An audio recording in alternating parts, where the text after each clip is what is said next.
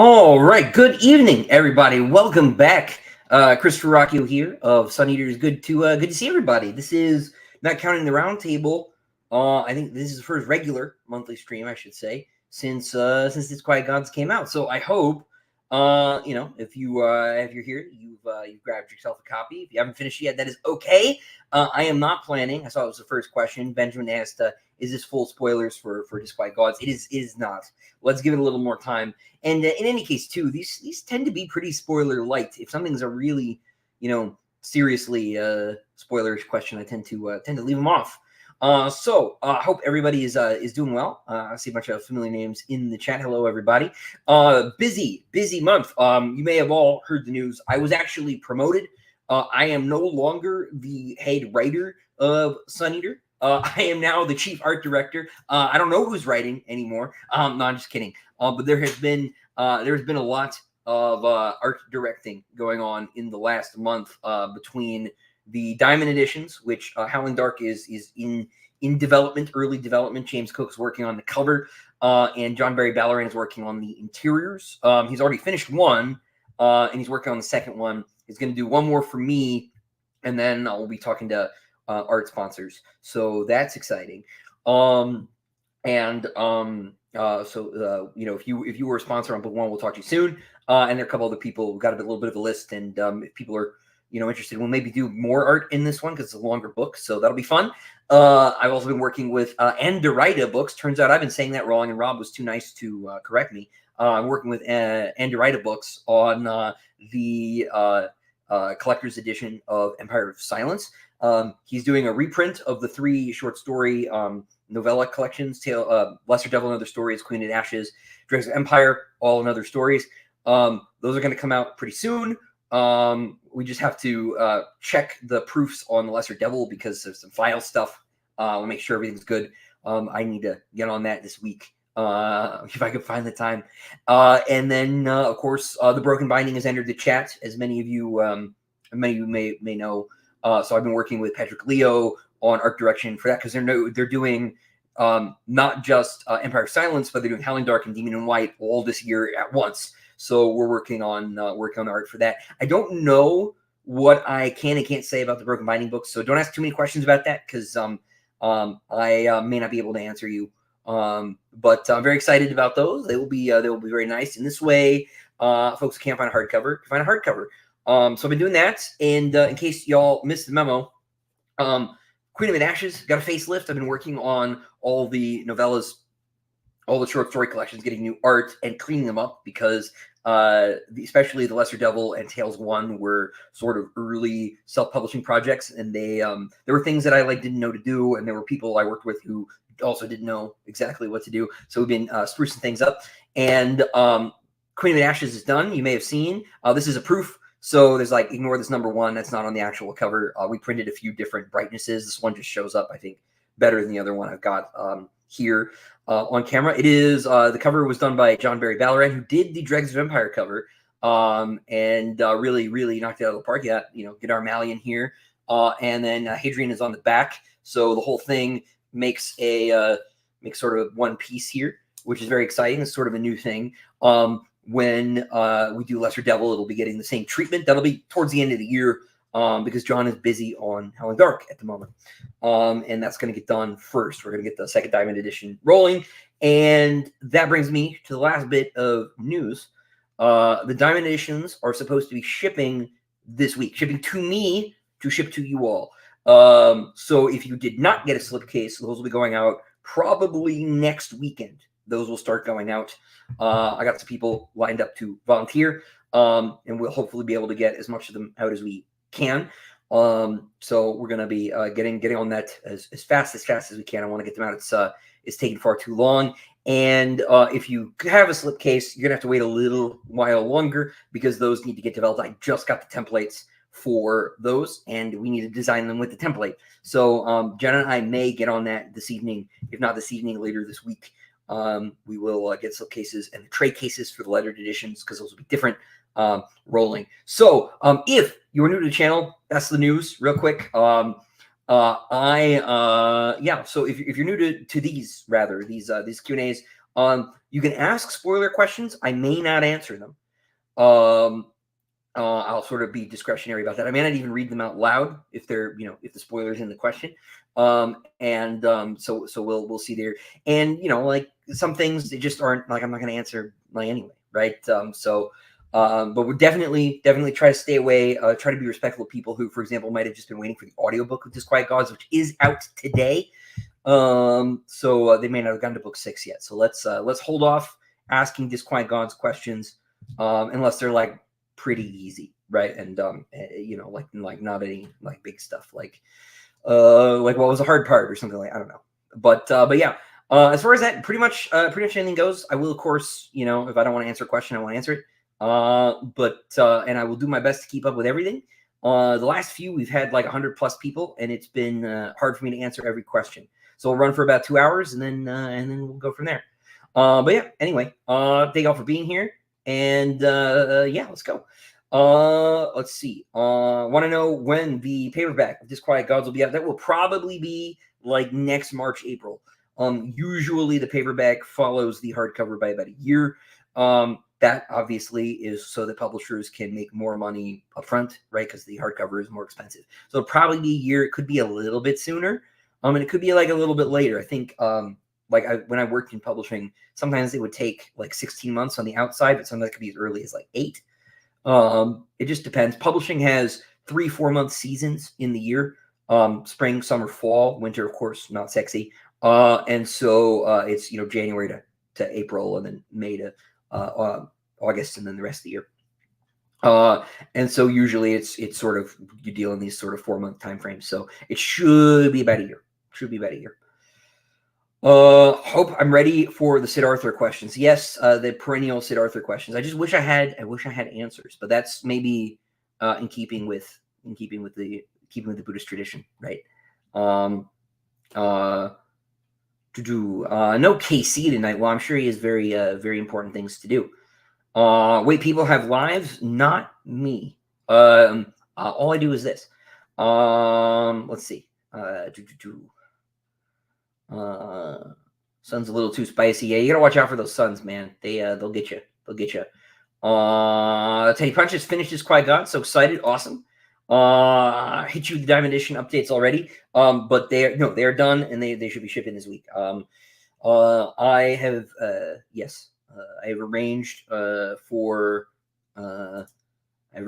for them to be dropped off somewhere with a loading dock, so they will not run zero risk of being left on my driveway. So they will all be good. Jenna is writing. Oh yeah, Jenna's taking over. Yes. Perish the thought. She'd have so much reading to do first.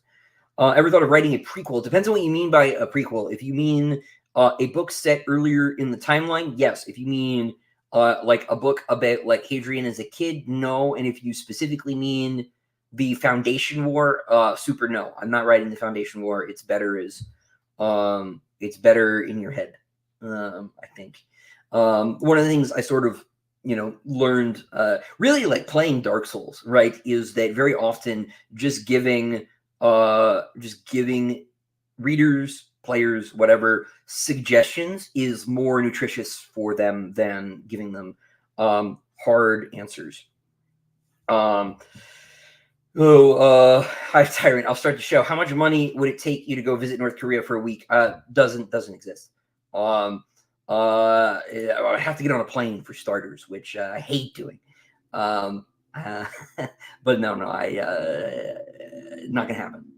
Working my way through book 3, loving it so far. Can't wait to get the first 3 books and some new hardcover editions. Yeah. So we've got, if you missed Diamond Edition, which I know most people did, obviously there's the Endorita edition coming. That'll be, I think, 750 copies. And I know Broken Binding is going to be like a couple thousand. So you got a shot.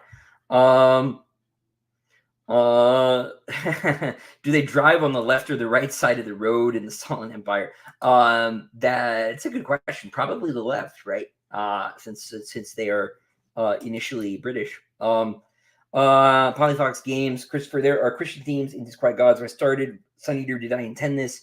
Or did that change somewhere writing your journey? Yes and no. it was, broadly speaking, the cosmology, the world building has not really changed. It has been elaborated on in certain ways, and sort of like rethematized a little bit. The example I usually use is when I started writing. I was an atheist for half my life. The middle half, right? I was born Catholic, raised Catholic, was Catholic until high school, and then stopped for like 10, 12 years, basically, for personal reasons. A long story. And more personal are the reasons why that changed, right? But it changed right as I'd finished writing the book. And when I wrote the book, I wrote the Chantry basically as like, it's like the Ori from Stargate, right? They just like another like evil space church, right? And it's a very tired trope, and a very sort of immature one. And I was stuck with this problem of like, how do I treat that more seriously without like completely rewriting the book, because I'd sold it, right? And so I wrote The Lesser Devil broadly to sort of recontextualize that and to realign things so that I could have my evil space church, but also say, I hope, more interesting things about religion, and more complicated things about religion. Because religion is, I feel, something, if you watch like Isaac Asimov interviews, like Isaac has no clue what he's talking about when he talks about religion at all, just at all. He's way out of his depth. I shouldn't talk about chemistry. He shouldn't talk about religion. And I'm picking on him because he's dead and he can't defend himself. But I'm picking on him because he's like very archetypal. He's very representative of science fiction writers, right? He's like literally the guy, right? And science fiction generally has this problem where like it doesn't understand religion. If religion is in science fiction, it's usually quite cynical. It's usually bad. Consider Dune, for example. And so I wanted to do something different because I found myself becoming someone different, and I had something more interesting to say. And I can only say like my things, right? I should only say my things. I shouldn't, and so I wanted to take the language of science fiction, the tropes and all this stuff, and say something that science fiction doesn't usually say. And I hope that it's interesting for people. Like, I'm not trying to like induce anybody to agree with me, right? But I do want people to enjoy a fictional world and fictional culture, right, that thinks about things differently, a character that thinks about things differently than they do. We always say that's what we want, right? We want difference, but often when people say that, they only mean cosmetically, right? I wanted this world to feel very distinctly different in certain ways, while also being familiar, right? At the same time, obviously we've got force fields and spaceships and all of that stuff, right? So I hope that this has worked for most people, but obviously this is something one gets very nervous about because people are so prickly sometimes, myself included. Let's see, we got a super chat, and I will jump back up. Moist, thank you for the $5. With how amazing you write sci-fi, I would love to see you write a sci-fi horror series novel. I think I've written some horror novels, frankly. But I find that horror is something that is very attractive to write in a lot of ways. And for a lot of different reasons, but fundamentally it's fun. It's fun to be scary. It's fun to be sort of gross sometimes too, but it's fun to play with sort of maximal emotions. Like the big secret, right, is that actually like I'm about as dramatic as Hadrian is. And so dealing with these like very vivid emotional colors in the text is fun for me, and it feels more artistic in a way, right? I always say this because like you can't see this, but my like office is red, right? It's not like every room in your house is beige, right? And it's not your house, sorry, I don't mean to pick on you, but like in your office is beige, right? Every room in every office that you've been in is beige or gray, right? We don't think in sort of these vivid terms anymore. I don't know if that's like I don't know if that's like an Industrial Revolution thing, or if that's like a American sort of like post-Puritan culture or what, but like we are like very like, it's a very English thing too, to like kind of be buttoned up, traditionally speaking, right? And like in America, we obviously are sort of post-English in a way, and like I don't feel that way. Like my emotions are pretty expressive, right? And so in writing the text, right, it's I like dealing with horror, I like dealing with tragedy, but I also like joy, and I like what Tolkien calls eucatastrophe, right? Like the sudden like good thing happening, all of that, right? Like that's better than like stupid reality. It's better than realism, and it's sort of how I think a lot of us experience life anyway. Is we don't we're not all very staid and quiet, right? Um, let's see. Who's the second best cook in the Red Company? It's also still Polino.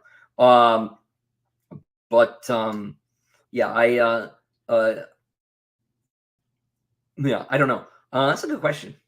No, I haven't really thought about it. I'm sure it's not Velka. I'm sure she's terrible. But I don't know. I don't know who it is. Here's Corey. Okay, Corey warned me he was going to give me trouble. Why am I obsessed with Mikola from Elden Ring? And am I ready for Mesmer the Impaler to be Millennia 2.0? To the second question, yes. I beat Radon pre-nerf, Corey. I can handle a Millennia 2.0. As far as like why Mikola is so interesting, like I said, great Mikola is talking about things I learned from Dark Souls, is Mikola is like a very liminal character, right? He is like not in, I'll say the text, right, very directly, but he is like such a big shadow in the base game, right? And so that's all interesting. I like all the stuff he's sort of typographically associated with this sort of like new order, right? And it's an order for like misfits, right? All the people who come to the Halig tree are like people who don't belong anywhere else. And that's like very appealing to me as like a nerd who was like the weird kid, right? I think it's like appealing to all. I think that's like a thing. Like it's one of the reasons I like so dislike factionalism in like I guess fandom. That's a word I kind of don't like to use, but in fandom, right, is like we were all the kid who was bullied on the playground. Can y'all like chill, please, for the love of God?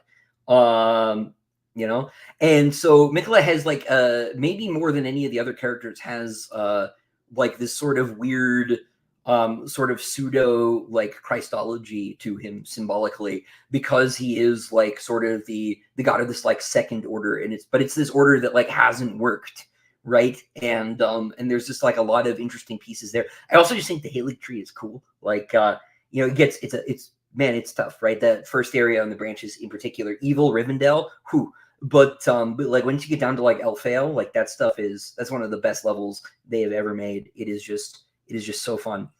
Let's see, got another super chat from Hale Sneezer. Nice. Hey Christopher, just finished Empire of Silence and I loved it. Thank you so much. Everything I liked about Dune, but with much better pacing. Well done. Thank you, Hale Sneezer. I'm so glad you enjoyed the book. And thank you for the $5. Very kind. Let's see. Who's on the cover of the new cover of Queen of Mid-Ashes? That is the Baroness Gadar Malian of the planet Figura, who is, let's say, a character in Queen of Mid-Ashes. She is the titular character. And she's the queen, right? She's a baroness, but, we'll be poetic about it. And Hadrian's been on the cover plenty, so seemed like the thing to do. Of course, Hadrian is on the back. So, but it felt like the time to demote him to the back cover. Let's just say. Long Sun Malrubius, Master, how are you? I remember hearing you say you were a Tales fan. I sure am. I played the most recent Tales Arise. It's my first one, and I am really enjoying it. I have.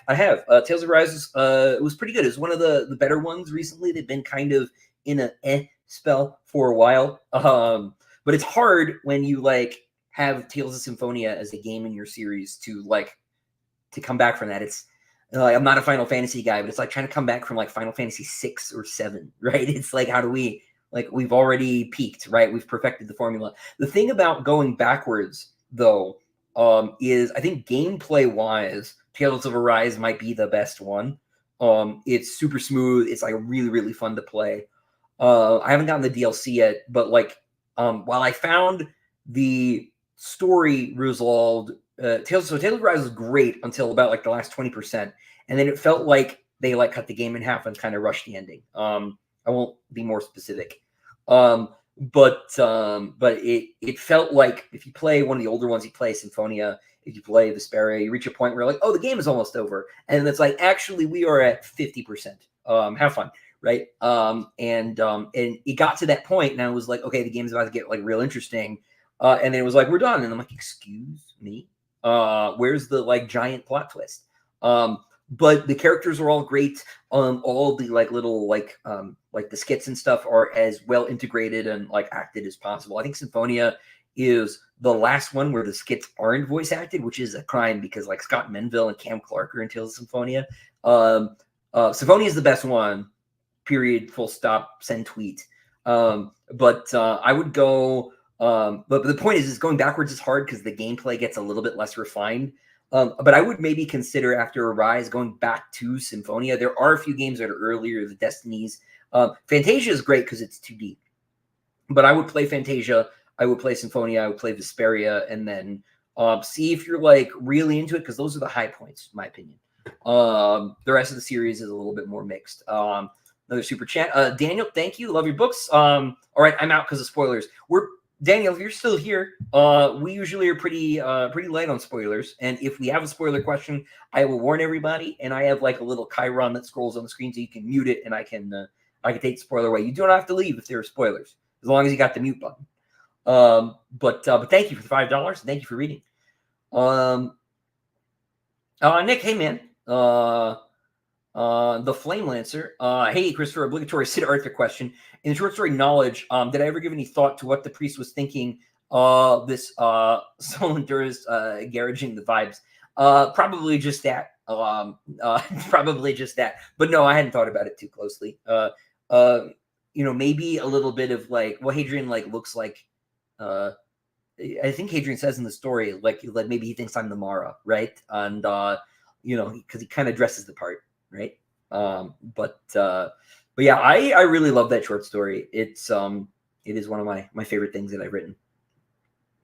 Yago, hey, I'm still reading Disquiet Gods. How risky is it me being here if I don't want to read any spoilers? So the only place there might be spoilers without any kind of warning is in the chat. Like I said, I will not jump into a spoiler without warning everybody. I won't even put the question on screen without warning anybody except by accident. So, let's see. Although on that note, Yash, can I ask a spoiler question for Ashes of Man? Yeah, totally. I might not answer it like I said, but totally go ahead and ask it. Possible ETA on Andoritas, among other novella pre-order. I'm monitoring emails daily. It really should be like any day. I'm sorry to like not fix your problem for you. The hold up is that the old InDesign files for the pages for Lesser Devil and Other Stories were lost because it's been out for a while, and they didn't hang on to them, and so they had the finished pages, but they didn't have the ability to edit them, and there were typos in the book that I wanted to clean up and improve. So we are doing that now. And I need to finish that. The problem is I also need to do art direction for Andorita, for Broken Binding, for the Diamond Editions. I need to mail the Diamond Editions. I need to write intros for the Broken Binding Editions. I need to do a lot of stuff. I need to do it in about 3 hours a day because that's about as much time as my daughter gives me. And I can't really write at nighttime. I am like zonked by like after dinner. Trying to write after dinner is impossible. So it should be really, really soon. The holdup is me. I need to get that done. I'm hoping to be able to do that this weekend. Is the plan, and knock that out. Got to talk to my wife about extra baby watching time this weekend, so I can get at it. Let's see. Any new merch coming? Yes. We're gonna be working on some stuff. James Cook and I are working on an agreement too to use some of his art for stuff too. So that'll be fun. What is the plan, Teddy? With the big question for after Disquiet Gods besides book 7, will there be more novellas, short story anthologies? Yes. So without really talking about what the next book is going to be, because I haven't quite decided, it will be a Sun Eater standalone novel. It'll be in universe. I'll do that first. You know, but sorry, I just read the next question, and I'm just shaking my head. Ben, you know what you've done. But so without getting into what the next book is, it'll definitely be Sunny or Standalone. Because I'm gonna start widening the universe now that Hadrian's story is done. Because I feel like my first move should be to like reassure y'all that Sun Eater isn't over, right? This story is over, but it's more than that, right? It's always been more than that. But I am gonna write another novella. Hopefully by the end of the year, we will see. That will be the Valka point of view one. It will be the story that is skipped between books 3 and 4. I want to write that story. The reason that story couldn't be in the books is it's Valka's story, right? It's so much of it's internal, right? It's in her head, it's in her memories that I literally couldn't write it. Hadrian couldn't write it, right? So I'm going to go back and do that. There are more short stories. There are new short stories in the Anderida editions, collector's editions, and in the Diamond editions. So between the two of them, that's 2 more volumes worth of stories eventually. So those stories will be in like a Tales of the Sun Eater 4 and 5 when there are enough. And there are actually almost enough for a 4 already because of the Royal Game and the Fangs of Wanos, and a couple other stories whose names I'm forgetting right now. The Guns of Pharos, which is in the Diamond edition. But so there'll be more story collections. By the time we're done, there will probably be enough short stories for 2 volumes of short stories, and there will be more novellas as well. I don't know who's going to come after Velka. I'll sort of feel it out, but I will continue working on those as I go because the self-published stuff, it's like inside baseball question. Self-published stuff is like I get paid for that monthly as opposed to traditional publishings every 6 months. So it's nice to get money more frequently, you know. So I will be doing more of both short story collections and novellas because I can self-publish those, and that's worth doing. Ben, can a female Palatine crush a normal man's head with her thighs? Yeah, but he would die. So why would you like want that? Dying is bad, even under such wonderful circumstances. Let's see. Let's see. Question I had after the timeline in Disquiet Gods. Was Torpalos alive for the events of the series? Probably not. I don't know exactly how old he is, but the odds are very good that he was not. So, that's not really a spoiler question. I know I'm bad about like putting the questions on screen, but I'm also bad about taking them down. So, in my defense, Samuel, now that art is revealed for Queen of the Ashes, what's the next art reveal? Probably either the Murdered Son. Oh no, probably it'll be a piece from the Broken Binding books. They're planning on rolling out a couple one of those like every couple weeks between now and when they go on sale, which I think is like mid to late summer. And so those will be sort of coming out in kind of random order because the artists are jumping around a little bit. We did the Howling Dark board illustrations first because Petrick chose that scene, and then Mike from Mike's Book Reviews chose the Empire of Silence scene, and Daniel Green chose the Demon in White scene. But we didn't get Mike's answer first, so we did Howling Dark first. In case anybody was wondering, like, did I miss the Empire of Silence reveal? You did not. Yeah. So it's either going to be one of their things. It could be the Murdered Son cover from Anderida, or it could be the Diamond Edition cover from Howling Dark. Those are the possibilities. Merg, what does the sign of the sun disc look like? Okay, so you make a okay sign, right? Like this. And then if there is a sun visible, right, you put the circle around the light, right? I'm going to use one of my ceiling lights. And then you bring it down to your forehead, to your heart, and then you kiss the loop, and then you go back. If there is no sun, you just sort of sky and then do it. And you can also sort of like, really like kind of half-ass it and go wow, wow, wow, wow, and then done. If you're in a hurry. This is like a perennial question. Asimov's Foundation trilogy covers the Foundation War. It did occur to me what I was doing when I called it that.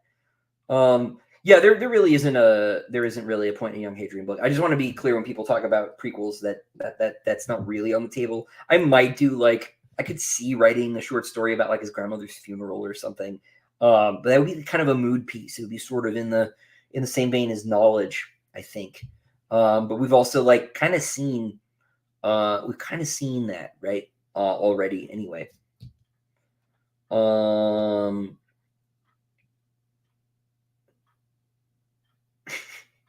I really hope that my daughter does not write a Foundation War series, because we would learn. We would learn if ghosts are possible. We would learn if ghosts were possible.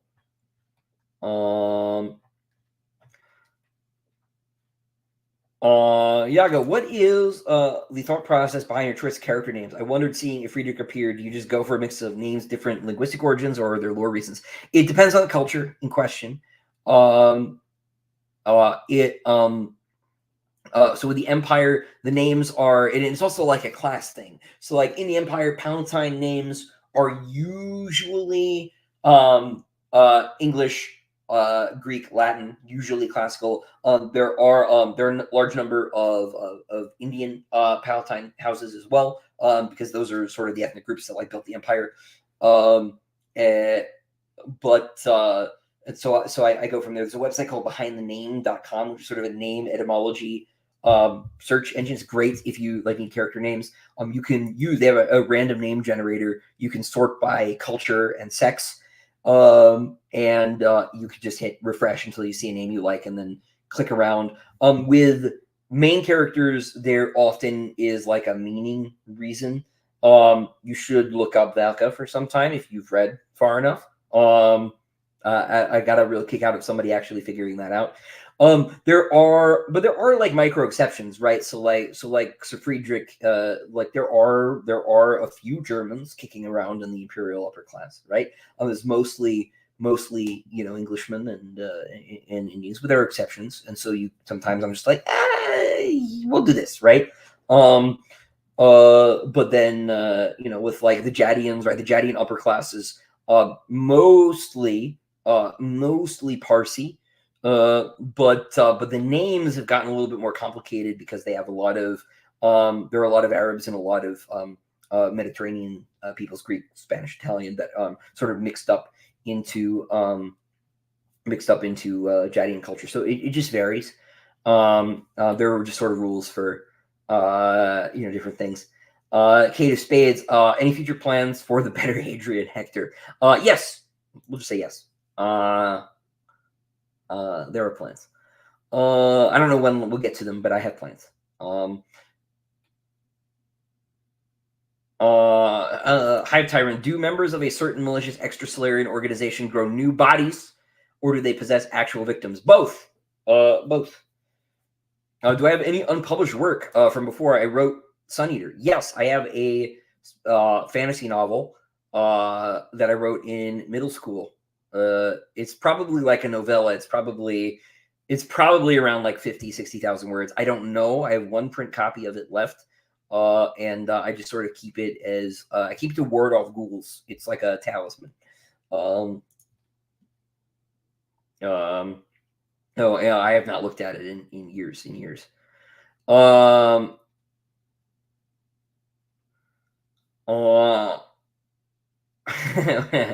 would I find so many same-looking redhead actors for the Embers family? They'll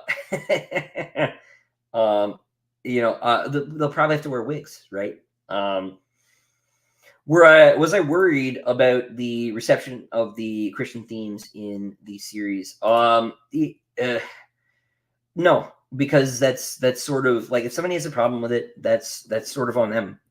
That's not me. Like, I'm not trying to like get to people and like change their minds or anything. I'm trying to be more like Tolkien than Lewis, and I hope people broadly feel the same. And like, even in Lewis's case, I don't know that like I don't have a problem with Lewis, right? I think he's maybe a little bit more on the nose, but I'm trying to be more like Tolkien. But the thing is that like I think that stuff is interesting. I think it's cool. And so like that was, and I hope it's more interesting and cool than it bothers people. But if it bothers them, you know, Benjamin, I will not answer that question. Sorry. Um, yeah, I don't want to like go to like. Here's the thing about the quiet stuff, right? Is that like, man, that is like a thing I should not talk too much about. Like the art should speak for itself, and like I know people like want to know everything, but like there's enough in the books to answer these questions for you. Like I'm like it's hard to like determine like what a question I should answer versus shouldn't answer is. So like I don't want you guys to ever feel like you can't ask a question. I just hope you'll forgive me if I decline. But I think like a lot of that quiet stuff is stuff that I should like leave to y'all. Did I see Dune 2 a second time? If so, has your opinion changed in any way? Yeah, I hate it more. I was like, yeah, like the action scenes are cool. The action scenes are still cool, but like, I do not like Denis Villeneuve's vision of Dune. It's not Dune. It's not the Dune that I grew up reading. I don't like it. I prefer the Lynch version. I prefer the miniseries in like every way except like the cast is better. Mostly, I like Kyle better than Timothy. Timothy's great, but I like Kyle better because Kyle's a meme, right? But no, Kyle's actually great in Dune, right? But yeah, it's like not for me, man. It's just I'll go see 3, but like in no way could it possibly resemble Dune Messiah unless they like wimp out in certain ways. I'm not thrilled. I'm just not thrilled. Denis really has suffered in my estimation. I loved Blade Runner 2. I loved a lot of his earlier stuff. This just ain't it, Chief. Sorry. This is gonna like make people mad. But yeah, I don't like him. Zeppelin, Disquiet Gods is easily my favorite Sun Eater novel now. Well, that is great. I'm so glad. I really Disquiet Gods made me nervous, not for the reasons we've been discussing, but because it just was like really hard. It was just really hard to write. It took a really, really long time. It took a really long time. And so yeah. Shrang, I loved Shrang said sorry, I scrambled some words around. I looked at like another thing. Take on Religion Sun Eater is definitely refreshing. Love Drags for how Lorian thought about his religion. Oh well, thank you. Yeah, people are always harping on the space Catholics, but there are space Buddhists as well. Granted, Lorian is like a weird sci-fi sort of cracked space Buddhist, but there is that still. So are we gonna have any books about Alistair? That would be interesting. Maybe. Maybe.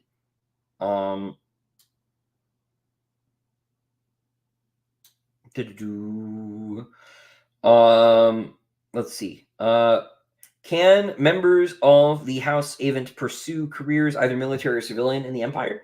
Absolutely. And very often they do, right? They'll go into the priesthood, go into the military, they'll go into all sorts of things. Of course, a lot of them just get put on ice and like hidden in places, right, against the day they might be needed.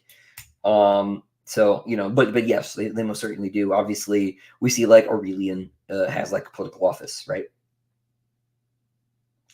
For example. Let's see. Max, about to start Sun Eater and feel like I'll be a big fan already. Hell yeah, Max, welcome. I hope we haven't scared you off. Let's see. Arjun says, finished Disquiet Gods. I am sad. There's only one more book to go. One more Hadrian book, certainly, but the universe isn't far from over. To your question, will I create more worlds like Sun Eater? I'm going to do as much with this world as possible. There's sort of, I hate to say phase 2 because this conjures images of talking raccoons, but I'm going to be sort of moving the universe into like a new phase. We're going to be doing a lot of one-off novels, a lot of like shorter projects, just to give everyone sort of answers to a lot of their world questions about like, what's this like? What's that like? While hopefully opening up more questions. Not every question that Hadrian has sort of raised or opened in these books is going to be resolved by the end of Shadows Upon Time. Far from it. Hopefully I can continue to write in a way that gives you more questions, right? What are the Hakurani, right? Like what is that about? Hive. Right? What is a Avsor of Amon, right? Amanon. or whatever. Maybe I will get to these questions. Maybe I won't. Maybe I will leave them there. Maybe I will never tell you how Lorien abducted Lieutenant Kasdan. Maybe I will never tell you that. I will never tell you that. Will the live streams be recorded and uploaded? They always are. Orion. Captain. Purely self-indulgent question. Is it possible that extinct animals like thylacines and woolly mammoths could be reanimated and stocked in palatine menageries? Hell yeah. Hell yeah, absolutely. I reckon Krim can cook. Oh yeah, that's the obvious answer. I'm so stupid. Krim makes candy. I don't know why that's a thing, but it is. I just thought the idea of this assassin handing out candy to people was funny. He only does it like twice, but he makes gelée. So,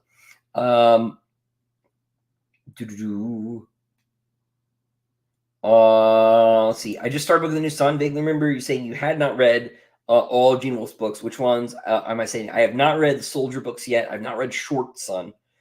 I have not read like Peace. I've not read like a lot of like one-off novels. I have read. I've read New Sun, Long Sun, Fifth Head, and a bunch of short stories.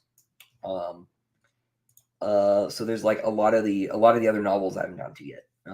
I like really slow to crack a new Wolf novel.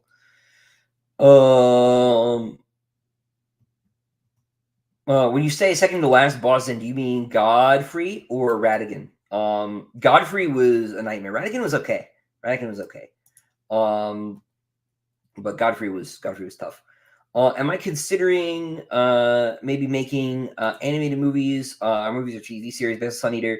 I'm considering Unreal Engine 5, use some AI tools. I wouldn't do it myself. I have this like weird sense that like all I should do is write books. And like, but if somebody were to be interested in doing that sort of thing, I would totally be all over it. I'm very interested in like the potential of like Unreal 5 to just make films rather than try to do like CGI. Like, what's the point, right? Like, it may be easier to just CGI the people, right? But you should still like use human actors and like motion capture suits and all of that. But like, that might be easier. I don't know. But I also like, man, my dream is just like a traditional like hand-drawn series, like anime circa like 1995, right? Like the original Ghost in the Shell movie. Like, that is sort of the peak of animation for me. And to see Sun Eater that way, right, like done by like human effort, like minimal computer intervention, that would be really beautiful for me. But like I would love to see the franchise jump into other media. That would be great.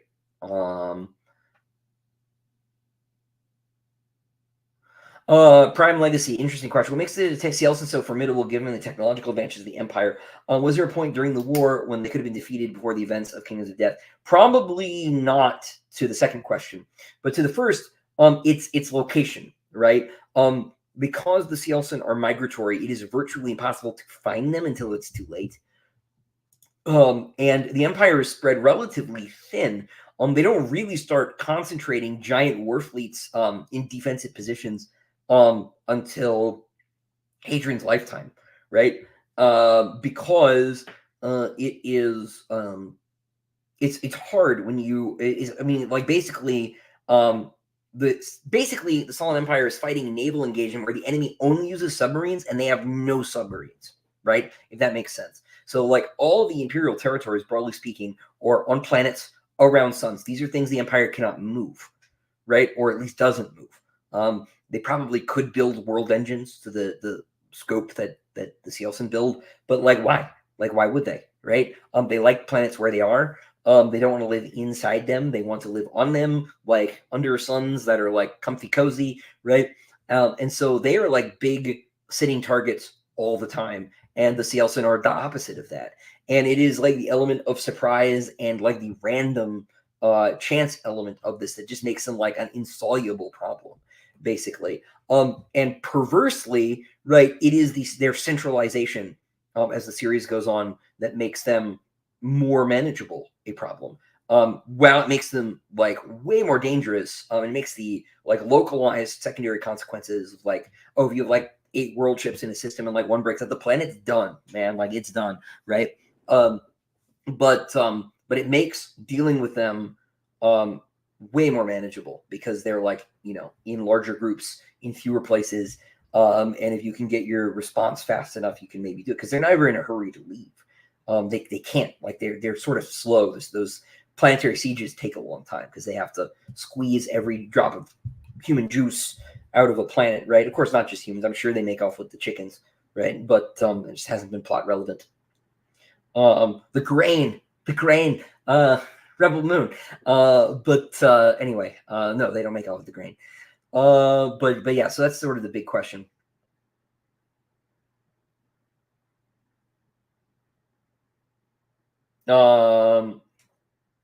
Art question. The Queen of Ashes cover shows the Sullen troops with like bull pups. That is like neither of those are really like canonical exactly. This is something I haven't really thought about. I kind of like let the artists do their thing with the guns in that case.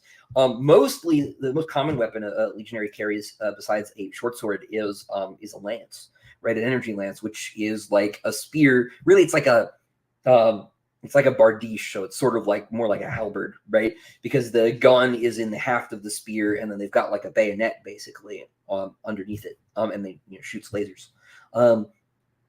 So the guns exist, and we could like pretty easily say probably both these and the ones on Tales 1 exist in some capacity, but there's a little bit more heterogeneity to the loadout of the legions than any one cover is probably going to convey. And I'm really glad everybody likes that cover. Everybody's been like very positive. I somehow figured that Godar Malian would get you. I really, because like the Dregs cover was pretty polarizing when it came out. Everyone's like, "Whoa, Lorien looks ugly," and I'm like, hey, "Did you not read the book? Like stop bullying him." But I figured this would get everybody. I'm glad everybody is on board now. Because I think John is awesome. He's so great to work with.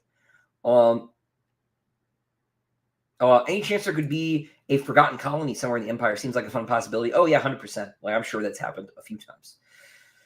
Man,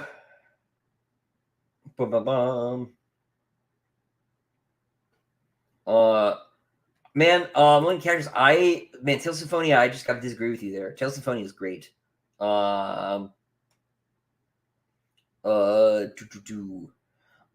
It's funny you mention JRPGs and like in Catholic symbolism, because like in a lot of ways this was like my sort of like impetus. It wasn't being raised Catholic. It was like playing a bunch of JRPGs and being like, oh cool, they'll do the like sort of religion and mythology space stuff at the same time. I have my wizards fight my robots. It was really like in building the Sun Eater world. That was like one of my sort of first principles. It wasn't anything else. It was just because I was a weeb. We didn't call them weebs when I was one. But so it's a little bit of an anachronism, but yeah, we could, yeah. Let's see. Zin, the fact that you don't like the skits makes me sad because the character writing is quite strong. But like it would be nice if they could like do that and like let you move, especially if you're in the overworld. I don't know how you'd manage that with random battles, but yeah, I don't know. I like the skits. Bird Joey's, thank you. Honored Disquiet Gods was the first book you pre-ordered. Those pre-orders like really help, by the way. People are sort of anti-pre-order because video games don't deserve pre-orders, broadly speaking. There are exceptions. But books, a book's best chance of hitting any kind of bestseller list is release week. And all pre-orders count against release week. And so if you like a book, you can really help, especially if it's sort of a liminal author like me. Like I'm not like a bestseller, right? But I'm not like totally obscure. Like that can really help push the rankings. Obviously, if you're more obscure, it helps even more because like you got an obscure writer or sale, right? But like it's super useful in like my case because the higher those numbers go, the people are like starting to notice because like my name is floating like higher on the list more often, and that is sort of useful for all sorts of reasons. See, got a super chat, and let's see, Martin. Your first author I needed to pirate from, the EU Audible narrator for book 2 onward is doing the story a disservice. First book narrated by John Lee. Is there other ways to get the audio in the EU legally? Well, I wish I understand the situation. I will say the US narrator takes over, I think, in book 4, so you might want to check those out because he's great. It was a shame to lose John Lee. I love John Lee. But I think if you were to say use a VPN and proxy to the US, you could probably just order the US copies from US Audible. That would be preferable because I appreciate you reading. But stealing is like not great. But I understand the situation. But I would try the proxy thing. That might work. They also like have physical editions of the audiobooks. Try that too. Do the Seattleton have sports? Yeah, probably. That's an interesting question. I haven't thought about that. But they have to get up to something.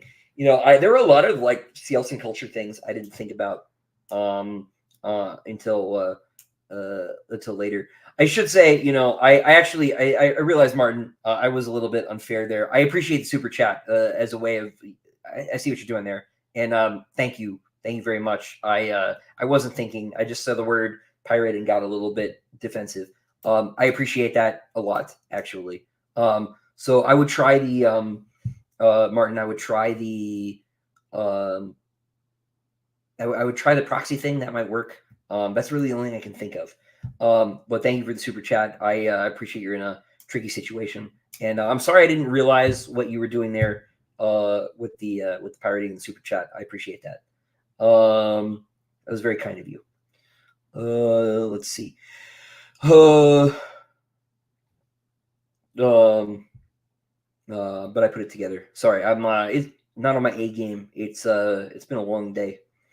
Let's see. Not sure how long you played the game, but who is my favorite character in Hollow Knight? I have 100%ed Hollow Knight, except for the crazy DLC. Like I'm not good enough to do the boss rush stuff. I'm just not. But like the base game, I've like done everything. I love that game. It is so good. My favorite character, maybe Quirrell. He's super cool. Hornet's great, obviously. But what a masterpiece. That whole game is good. I see Elderbug fans. Nice. Yeah, such a good game.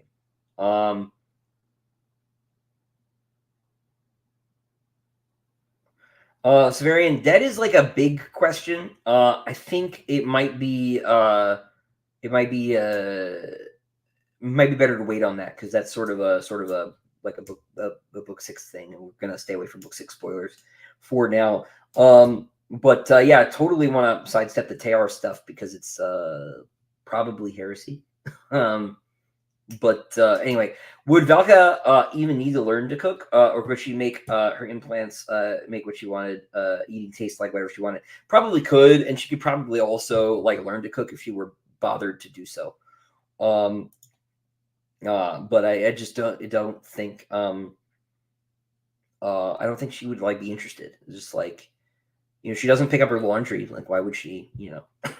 Have you watched the Shogun Show? Not yet. I've heard it's really good. I would love to watch it. It's on my list. I started Fallout, which has been like pretty good. The tone is like, I know the games are like kind of goofy, but the tone is like really all over the place. But everything else is great. But I've been going really slow. I just don't have time to watch TV these days. Just finished Declare by Tim Powers. As a local preacher at Powers, which I read next. My favorite Tim Powers book is The Stress of Her Regard.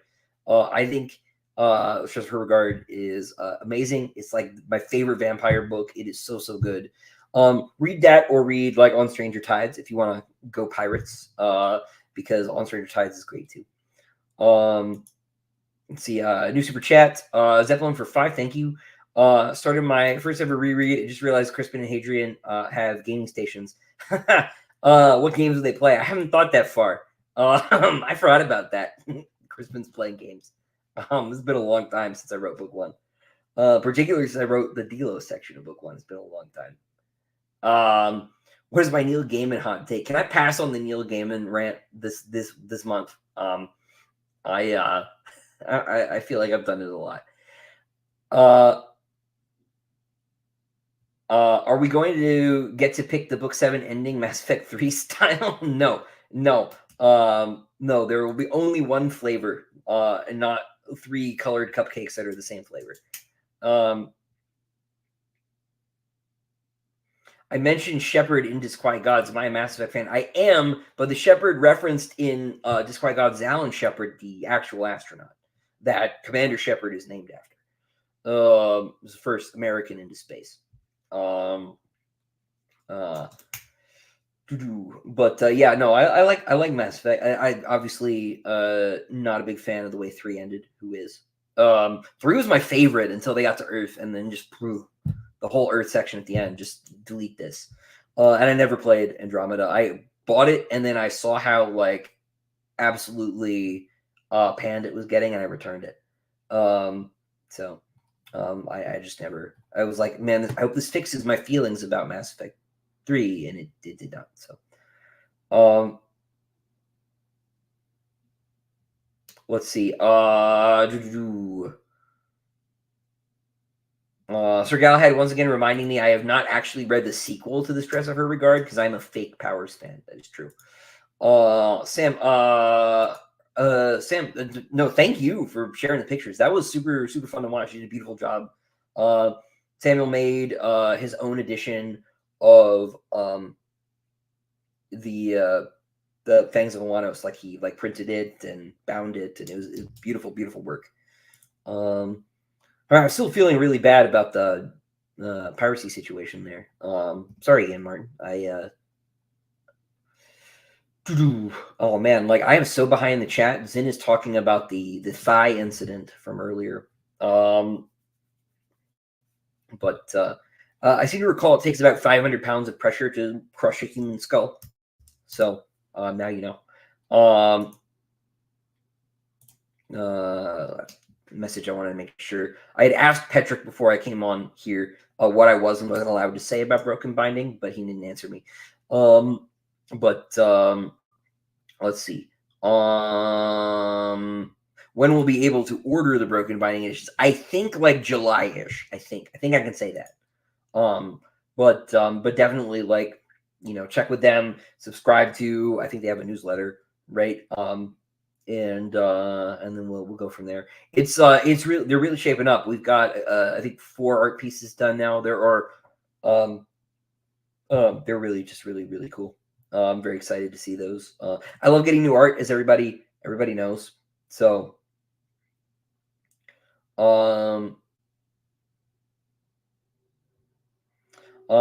Yash, man, that is a really so there's a spoiler question for Ashes, man. I'm sorry it took me 200 years to get here, but to your question, of whether or not William wanted the end of Ashes of Man to play out the way that it did, we'll have to wait and see. I think will probably be the best answer. I don't want to go either way. So, will Andorita do reprints of the novellas? They are right now. There are going to be 200. There are 250 more sets that are going on sale. Hopefully in the next month or maybe 2 months. It just depends. I don't know exactly when. The Dregses are already printed because we printed those all together when we did the first bit. But yeah. They're reprinting more Queen Mid Ashes and Other Stories and more Lesser Devil. I just need to approve the files for Lesser Devil. That's the hold up at the moment. And then they might do more. I think they also are holding some copies back for people who how do you say, who like maybe got 2 and 3 but didn't get 1, or some variation. So you should be able to get all of them. Sam asks, I have a quote on the God's Dog comic. How did I get connected with that? It's such a cool project. Yeah, Jonathan Peugeot is doing a graphic novel series about St. Christopher, who in the Orthodox tradition is like a werewolf, sort of. He's a cynocephalus, so he's like a dog-headed man. If you look at like medieval art, you'll see like weird monster people that like live on like the edges of the map. He's like one of those guys. And so it's like a story about him and like St. George, right? And I had done a talk with him years ago about heavy metal music, actually. Like nothing to do with Sun Eater really at all. And he like knew that I was a writer and like asked me to do a blurb for it. So like that was cool. And it's like super good. I haven't read the second one. I think the second one's out. But I loved the first one. I thought it was great.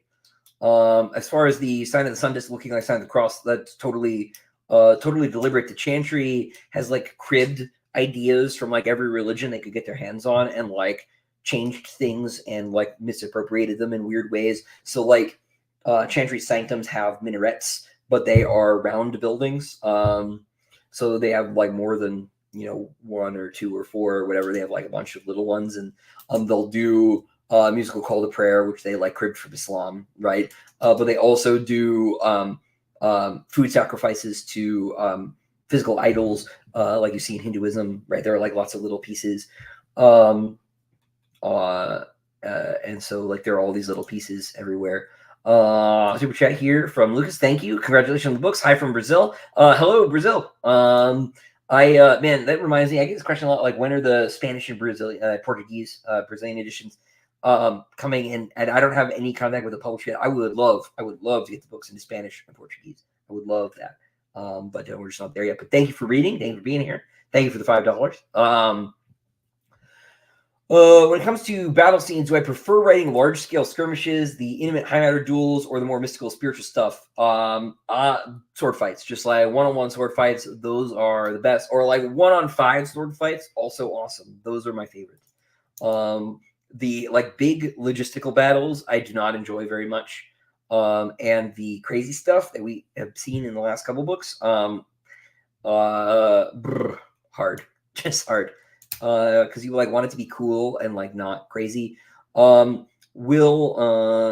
question, will the upcoming Endorita books be about the same price as Diamond Editions? I think that's right.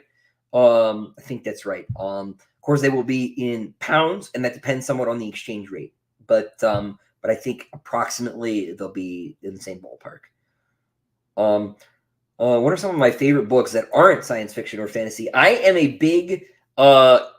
a big Greek literature fan. Specifically the tragedies. That was like what my weird like academic focus was on accidentally. My favorite is the Orsteia, which is the only complete tragedy series that we have, because they were all trilogies. And they were all performed only once, right? Which is super, super cool. At least like in Athens, right? So Aeschylus only had, like, Oedipus was only performed once, right? For the festival to honor Dionysus, right? So like I love those. Sophocles is clearly the best of the 3, but my favorite is the Oresteia, because it's the most complete that we have, and it's so good. There's a translation I really love, Tony Harrison did, where I've mentioned this before. Instead of translating, because you can't translate English, you can't translate Greek poetry into English and keep the same meter. You just can't do it. It's just not possible. So his move was to make it to translate it into like older English style alliterative verse. So it reads kind of like Beowulf, and it is so cool. It's so cool. There's a performance of it on YouTube. If you look up Agamemnon full performance, and you find this grainy VHS performance where everybody is done up in theater masks. It's a very traditional performance, all male cast. Everyone's wearing masks. The stage is set up the way that the Greek stage would have been set up, the Athenian stage would have been set up. Super, super cool. But I love the Greek tragedies. I'm also like I'm just like a big classics guy. I love Shakespeare. One of my friends accidentally activated my old Shakespeare programming a couple weeks ago. He had like watched a video that like was talking about, I think it was one of the Henry plays. Like I didn't realize how cool this stuff was, and I just like yelled at him for like an hour about like all these adaptations of Shakespeare he should get into. But I obviously like these are both, I'm talking about plays, right? So that's not like super helpful. But like I love that stuff. So it's not like I gave you a novel or anything. But yeah, no, that's sort of my that's where my heart is with that answer, even though they're not novels. How has Quite God's sales gone? Super well, super well. Thank you. And everything's been graded best opening week of any of them. So, do you have any short story ideas? Would tell us more about the Extra Solarians? Absolutely, and like some more novels and things too. But are there any objectively evil Palatine houses running around? Absolutely, sure. Sure. Are we ever going to hear about the Deeps again, or see them in person one day? Probably not in Hadrian's story. It's one of those things. Like maybe we'll get back to eventually. When do we get a reading from the middle school fantasy book? Probably never, because actually the one copy that exists is not in my possession. It is in the possession of a friend that I have not spoken to in a couple of years. Not because we're not friends, but just because it's just not happened. So probably you'll never hear from it.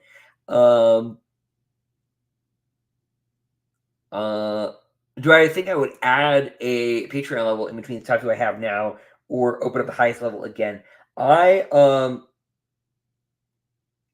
yeah, yes. So the first question, yes. This is actually something that Jenna and I want to do relatively soon. Is get a thing together. It's got a couple moving parts, but I have a good idea. And so we'll do that. But to the second question, I kind of can't extend the top level on the Patreon any further because I only get so many copies from my publisher, and part of the shine here is that you're getting like my copies, right? Because when you sign with the publisher, they're like, here is here are your copies. You get like 20, you maybe get 30. I know Brian Lee Derby got like 80. Because his agent was like, why not? But then I can't guarantee that like every publisher will do something crazy like that if I make a deal.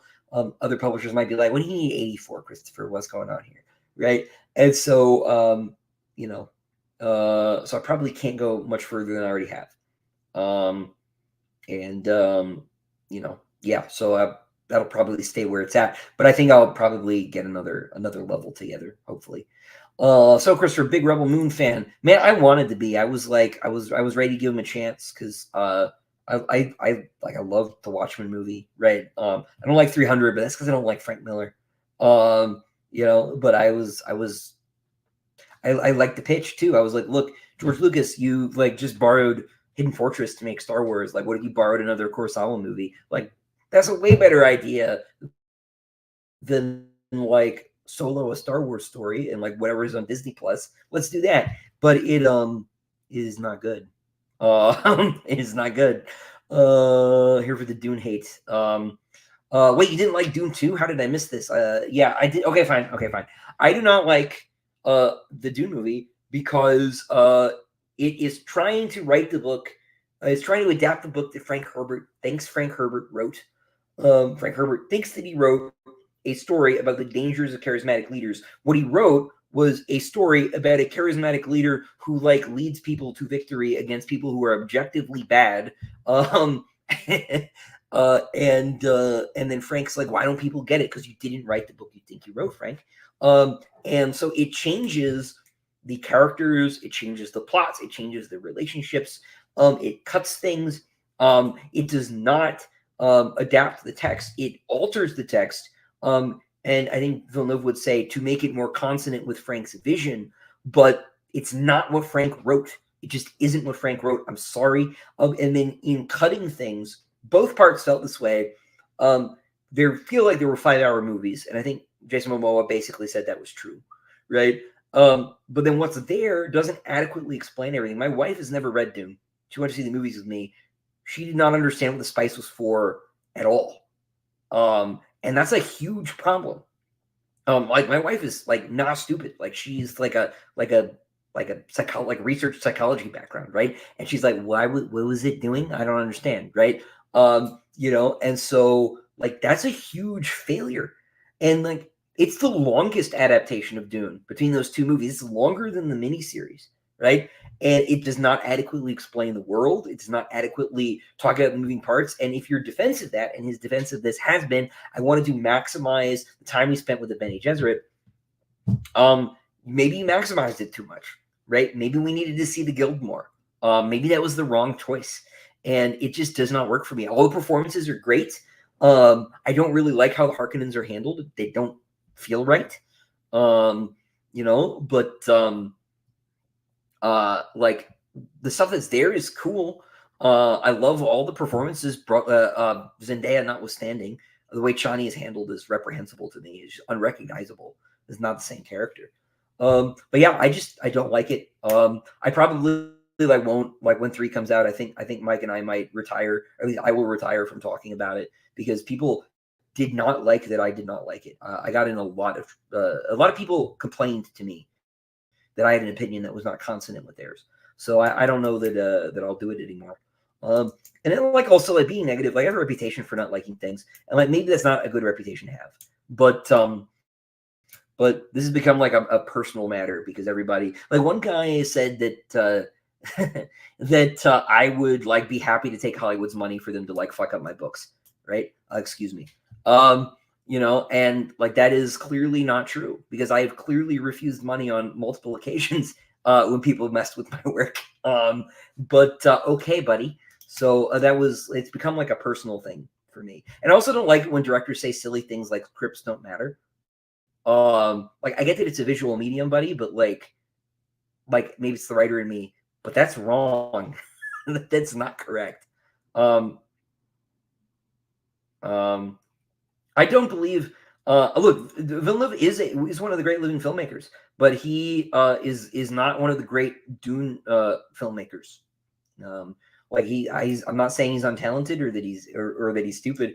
I just don't. I do not like his vision for Dune at all. And like people like, who are you, Christopher? And that's fine. That's fine. I just don't like it. I do like David Lynch's Dune. It's like goofy and weird in a way that I feel like Dune should be. But it's also like not perfect. Like the second half like accelerates. The ending is weird, right? But anyway, I'm sorry. I don't mean to go off on the Dune movies that much, but as I said, it was a bit much. Yeah. Anyway. Hunter, I'm glad you're enjoying Disquiet Gods. Just finished Sabratha. Awesome. Sabratha's super fun. Raccoons, also fun. Do I prefer explicit or minimal time spent on epic fantasy world building and novels? That is like a really it's a hard question, right? It's sort of a case by case thing. Like why are you spending time? Are you spending time on world building to like waste my time? Or like people are very critical of Tolkien because they are silly, right? Like why does he spend so much time in the Shire? Because he's gonna light it on fire, man. Like when you get home, it's gonna be hard, right? Like the reason that he talks about how beautiful the world is because that beauty is constantly under threat. It is constantly being destroyed, right? So like that is a point that people get lost on because it's a thematic point. It's not a plot point, and people tend to think about books really in terms of plot. They say they think in terms of character, but they think about why is this here in terms of plot. And theme is like something most people don't think about. And so people get weird about that. But like if you're doing something for that reason, I had this conversation with Betsy Walheim about the Tad Williams books, which I haven't read, Dragon Chair, and all of that, right? But my understanding is like not a lot happens for like 400 pages or something, right? And then like stuff happens, but like because you've spent time in a place and with characters, right? What happens like matters differentially because you are connected to those characters in those places. And because you've like let things breathe you're able to affect the reader in different ways, right? Um, and so like that's a really like there's a good reason to do that. But if there is no reason to like do a lot of world building, right? Don't do it. And I strongly feel that if you're trying to write a book, doesn't matter if it's fantasy or science fiction or whatever, you shouldn't get lost world building things you don't really need. You should go like 5% deeper, right? In sort of planning everything out than your readers really need, and you need to develop a sense for what that means for yourself, right? Like that's a really hard thing to teach, but you shouldn't worry about like the denomination of coinage in a country that you will never mention, right? And there are people who get lost sort of spiraling up those like those alleys, and they never come out of them. They never finish the book. And if your world building gets in the way of your writing, stop. Like you've gone far enough, right? There's a thing my great grandmother used to say about eating. She would say, when it tastes the best, stop, right? And I think that applies, broadly speaking, to world building as well. If you're having too much fun, go write the book. You're afraid of writing the book, go, right? Chances of a Cielson standalone, almost zero. I do not want to write a novel completely in their heads. I don't think it'll be fun for me, but I also think it will demystify them in a lot of ways. There's with stuff like that, you really want to be minimal. And there are times where even what I have, I feel has been too much sometimes. Did I say the title of book 7? Yes, it's Shadows Upon Time, shadows plural. I dropped it in the launch video for Just Quite Gods. I might do like a Cielson short story, but like that is like the limit. I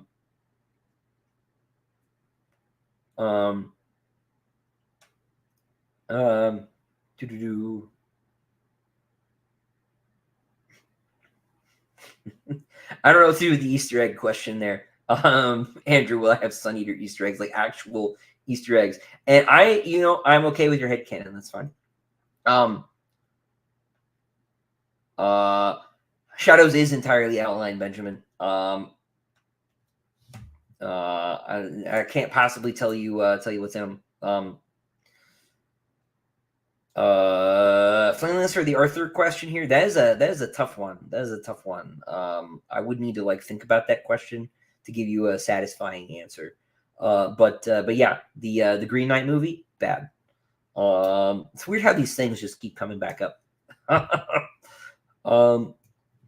Let's see. Man, in what ways has Berserk influenced Sun Eater? And what is it I love about the manga series? The thing that I love about the manga series, I mean, besides the fact that like the art is amazing, right? The attention to detail on Miura Sensei's part, right, is just so amazing, right? Like so many of the like armor pieces are like real pieces too. Like he like clearly like loves this stuff, right? And it's in every panel, right? The characters are great, right? It's all great, but I love like it'd be very easy for something that dark to be maudlin and like silly. A lot of anime and manga in like the late 80s was getting like really over the top nasty because of the way that like regulations kind of didn't exist, and this perennial problem maybe with Japanese media, right? Is the way that things like obscenity are handled, but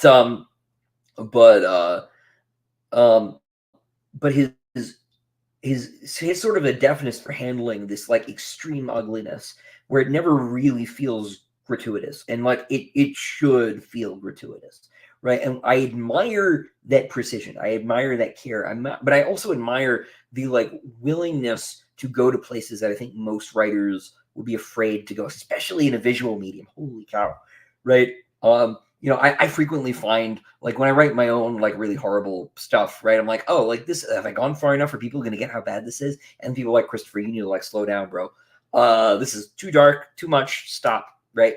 But when I'm a huge baby when I'm like watching stuff. I'm like, oh, gross. Were those his kidneys? Yu-Gi-Oh! Bridge reference, excuse me. So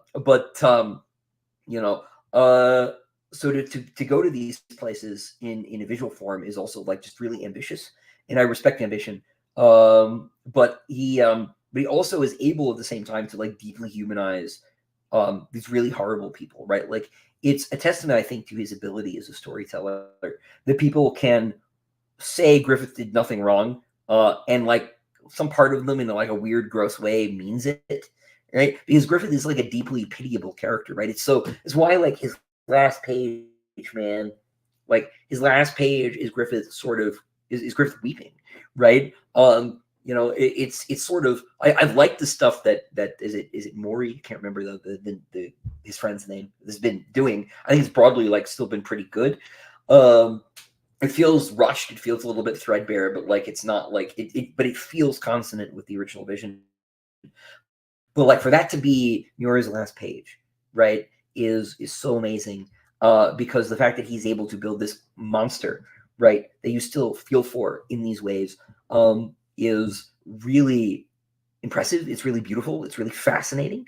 I like look, Griffith is horrible, right? Like, you know, I will jokingly, do the he did nothing wrong meme, right? But like, of course he did, right? But you understand why he did, right? And you like feel bad for him because the reasons are like pain, right? And you relate to that, and you can see yourself in Griffith, right? You can see yourself in Guts, right? You can see yourself in Kasky, you see yourself in all these characters. And as far as how it's influenced me, obviously there's some like sort of tropic touches, right? It's no accident that suns get blocked out, right? I figured if Full Metal Alchemist could borrow the eclipse, so could I. And Dark Souls too, right? But at the same time, it is that ambition, right? It's that willingness to like take these really giant artistic risks and to push the reader. And to have the confidence and the willingness to do that is sort of like my big takeaway, because it's like look, I like, not to get like weird, but like I care about my reader, right? I respect them. I respect you guys, right? And like I'm not gonna like hold your hand, right? I'm not going to like give you like unchallenging material. Like people are like, maybe some of the decisions in like the later books have been polarizing, but like wrestle with that, right? I don't want to make safe choices as an artist. Safe choices are boring, and so that was really the big takeaway from Berserk for me was to have a little bit more confidence, in a way. Uh, Zin, is Sun Eater Phase 2 Space Master Chef? It is not, but maybe one day. Maybe one day. Maybe one day. I will say, Zin, the backup story in The Murdered Sun is kind of written to troll you. So you've got that going for you. I added a couple things like this is gonna get into blow at least one gasket, I think. Has Karn Saga traveled to any other galaxies? That's a really interesting question, Rishi.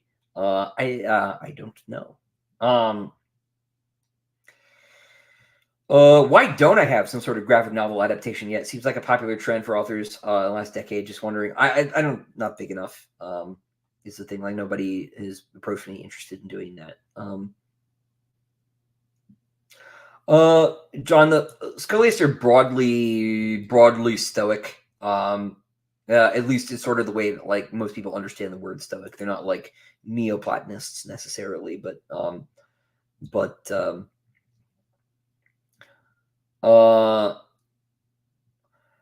as far as Hadrian using Gibson's aphorisms less as the series goes on, there is a reason for that, but I will sort of leave that to people's imagination.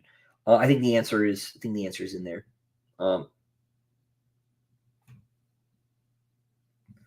Albert, you're correct. People have this picture of like the Roman legion that is like very standardized because it's how it's often shown in like monuments. It's certainly how it's shown in like Hollywood. But the Romans were like super heterogeneous in terms of like kit, especially early on, right? In the same way that like the Greek city-states soldiers were expected to kit themselves. Early Republic pre-Marius, of course, was super like bring what you got. right? Now you see some of that on like the fringes of the empire, but there's a lot more sort of local variety, and there are multiple manufacturers and things like that. This is like a level of detail that hasn't super been relevant to Hadrian, right? But it's stuff that I've like thought kind of loosely about. It's one of those like 5% deeper things that I was talking about. Will I write stories in the post book 7 universe? Most of what I want to write is post book 7. I'm mostly interested in moving forward, less interested in moving back.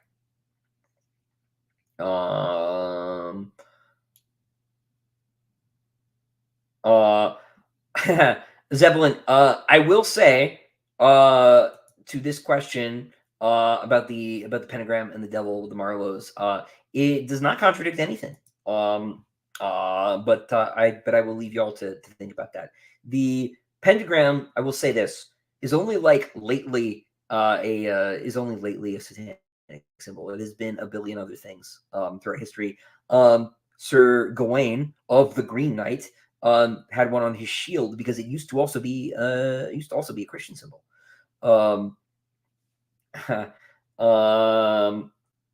Yeah, let's see.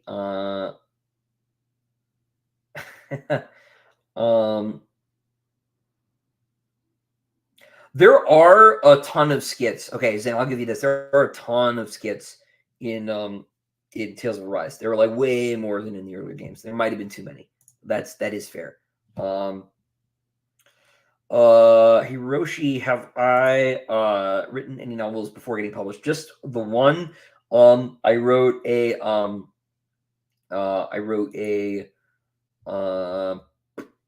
the one novel in middle school that I was talking about. It is like not great, but that was it. Empire of Silence was my first like serious attempt at something. What sort of music is widely available in the Sullen Empire? Is creativity stifled by propriety to the powers that be? No, of course not. Right? Like this is a so this is like a weird historical point to make, right? There is like a big difference actually between like empires and monarchies and like 20th century dictatorships. And you know, for example, if you look at like the Austro-Hungarian Empire, right? Like, would you say that artistic expression was stifled, right, in the Vienna of Mozart, right? Like, no, right? And so that's not true in the Solid Empire either. There obviously are sort of like higher art forms. There's like the holograph operas, right, which are like not necessarily operas. Like they might have musical elements to them, but they might just be movies. And like opera, right? Opera just means work in Latin, right? Works plural actually. So they might just be more like films, right? But they're all like they're really like in a sense sort of like paintings, right? Because they're all basically CGI, right? They're sort of 3D sculpted, right? Unreal Engine 2800, right?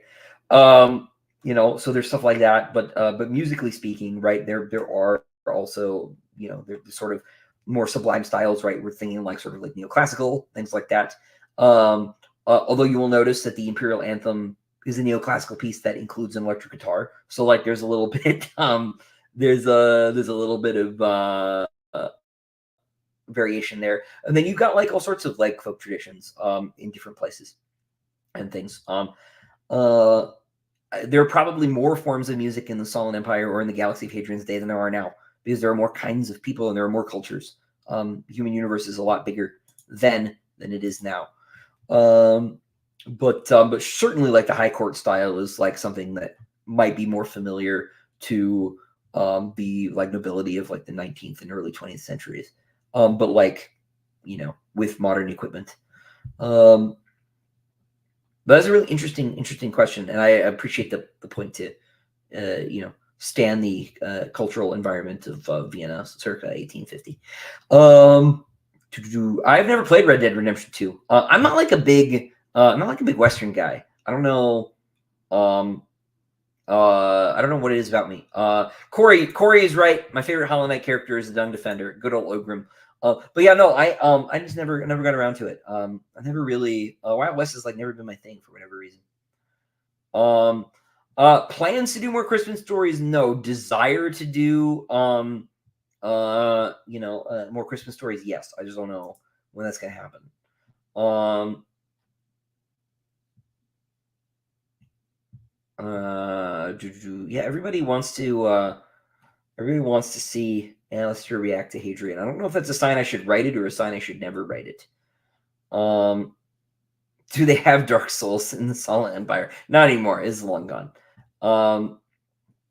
If someone twisted my arm into writing a hard magic system, how would I go about it? Well, I would wait for my arm to heal, and then I would train and I would punch them in the face.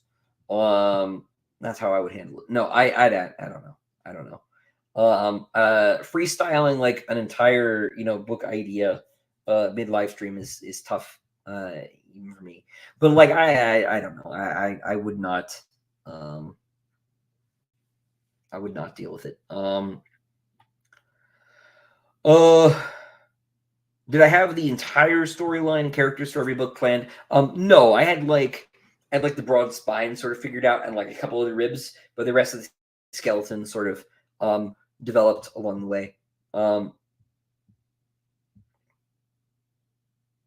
um, do, do, do,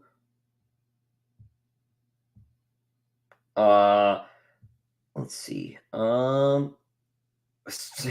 Adrian would play Stardew Valley. Awesome. Awesome. Any idea when the paperback pre-order for Discount Gods will be live? That's a good question. No is the short answer. It'll be a ways in advance uh of things. It'll be before the end of the year, I would imagine. Do Seattle have schools? Sort of, I would think. Yeah. Master Mel Rubius, thank you for asking. You've mentioned how busy you are in the last few Patreon updates. How am I doing with everything personally? I'm barely keeping up. It is very, very hard to do all of this stuff, but there's some light on that at the end of that particular tunnel. Things might get a little bit easier here soon, time wise, but it is very, very difficult. And I basically I'm prioritizing like answering Petrick's art emails and writing book 7, and so like other stuff isn't getting done. I have like not started editing the Howling Dark Diamond edition yet. I like really need to get moving on that. You've got the art moving, and it shouldn't take me that long to do. I expect the books are going to get easier, but I'm trying to write book 7 above and beyond like everything else. That's the most important thing, but it's hard. There simply isn't enough time for me to do everything I need to do right now. But like but given the option between doing book 7 and doing anything else, I choose book 7 every single time. That's the most important thing. You all need the end of the story. Nothing else matters relative to that. Of course, everything else matters, but like I am not going to. I will be damned if book 7 gets delayed. That's how I feel. Book 7 is more important than everything else, and I will not stop working on it. I think we're back. It's my internet for the record. I have a low signal warning. But yeah, no, thank you for asking. Things will hopefully get better in about a month, but things are tough. Let's see. Super excited. Broken Binding are doing additions to your books. Any idea when you'll get your hands on them? Before the end of the year for certain. I think like September, October, maybe. I don't have a lot of clear answers on some things. I've mostly been dealing with Petrick and the art stuff, but I think like September, October is the plan. Imran just finished book 1 and loved it. On to Howling Dark, love from Raleigh. Hey, always nice to see another Raleigh person in the chat. Awesome. Corey, good magic systems that's a question that is like that would have been a good like hour ago question. My brain is starting to slip a little bit. But we'll put a pin in that for next time maybe. Speaking of Shakespeare, any Dorn plays in the works? Man, that would be a real power move. Here's my new novel. It's a playbill. That would be awesome.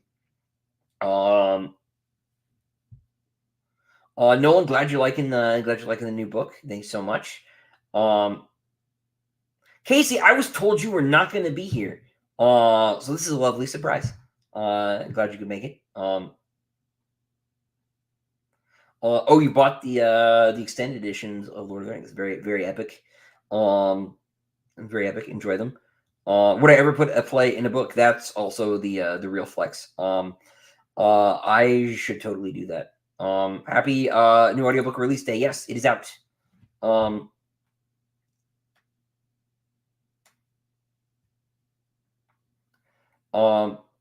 Would I ever consider writing the story where Hadrian was right about the Seal, something that they could be reasoned with, and or where the Empire was distinctly the enemy? I mean, like rewrite the series? Probably not, right? But like, I could do maybe like a Pits of Emesh style story where like that was true, and then be like, look at Hadrian, and the narrator would be like, Hadrian is a monster, right? We should, like, this is the truth, right?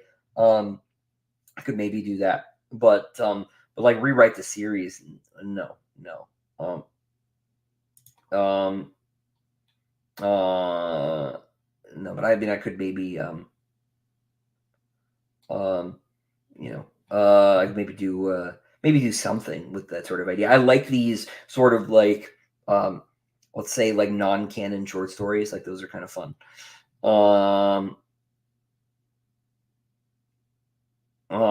This brings me back to the old high school English class, Death of the Author style. It's not Death of the Author. Like there is a bespoke correct way to read these books, my way. And I like very strongly believe, because I like have a literary criticism background, that like the opinions of the author are like the right ones for reading a text, right? And because like the alternative is like, oh, I found this cool book. Like it can mean anything I want it to mean, and that doesn't make any sense. Like, why would I write a book if it can mean anything you want it to mean? Like that doesn't like, why would anybody write a book? You write a book to like communicate something, and like if you're writing a science fiction novel, you're probably trying to communicate. Please have fun, right? But like there are like ideas and stuff that you're playing with, and like people can't just make that mean whatever they want. That's like that's not how like talking works. It's just very peculiar. Like I'm very against the death of the author, but I do think that like the author should like say his thing and then like mostly shut up. Right now, I know I say that at the end of like 2 hours of live streaming, but like I submit to you that I like haven't really said that much about the books themselves. Right. So I try to be careful, and I sort of like almost as a New Year's resolution, I've tried to be like increasingly careful about the kinds of things I answer, because I think in the past, I've like said too much, and I'm gonna, sort of dial it back.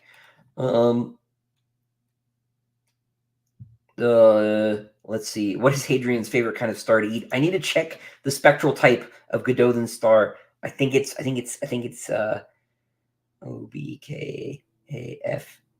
it's an F. I think it's an F class star. But I would need to double check. I can't remember what color it is at the top, off the top of my head. Any idea why this is the biggest new release so far, sales wise? I think it's because I've gotten like more notorious since Ash's Man came out. So more people are interested, so more people pre-ordered and all that stuff.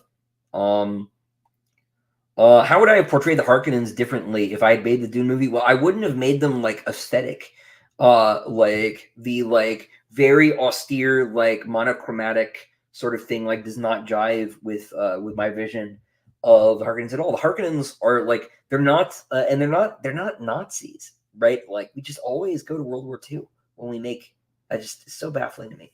But what they are is like hyper predatory medieval lords, right? And so like honestly, I think Ian McNeese's portrayal of the Baron in the Sci-Fi Channel series is basically perfect to the text. But like the Harkonnens are like they're hyper consumatory, right?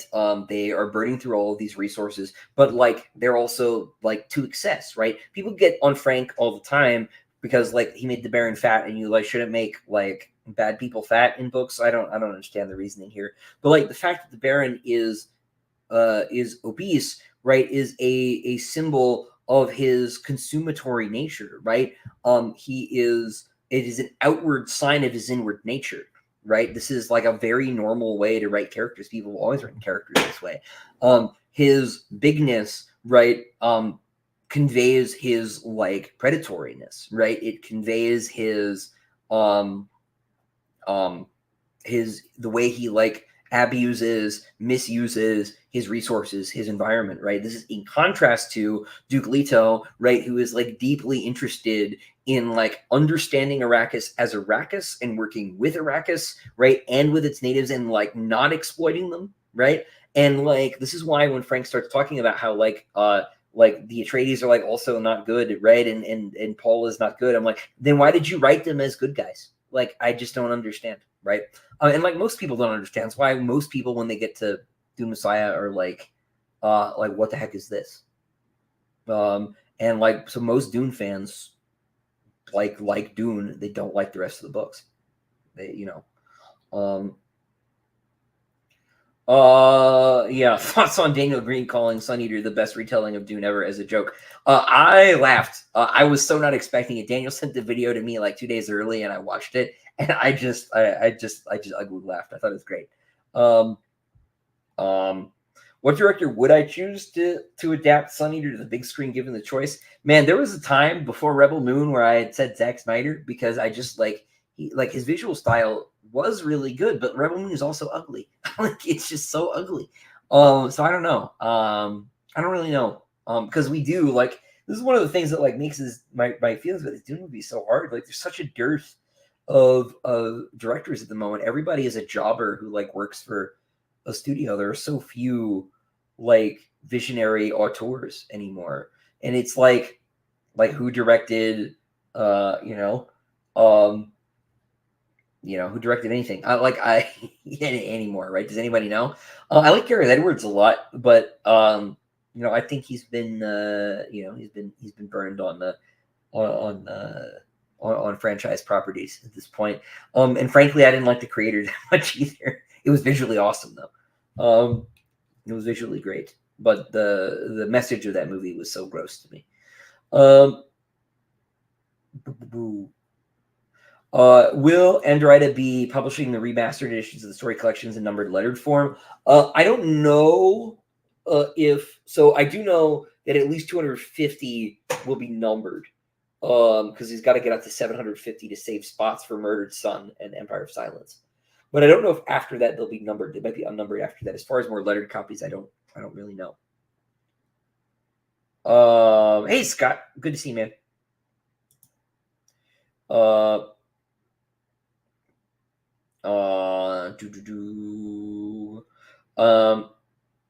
What do you think about publishing? Seems to be leaning more towards finding the next fad more than the next big series. It's always done that.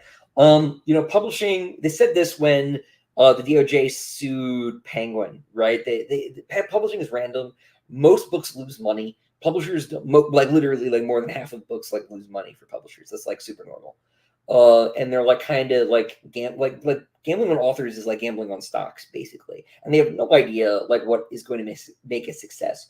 And so the one thing that you can reliably do to like make some returns is see when a random success happens, what made it successful and like how much you can imitate it. That's why publishers always do the like this is like X beats Y, because they're trying to tell you if you like X or Y you should buy it because they picked it because it's like X and Y. And they think that will like hedge their bets and make things safer.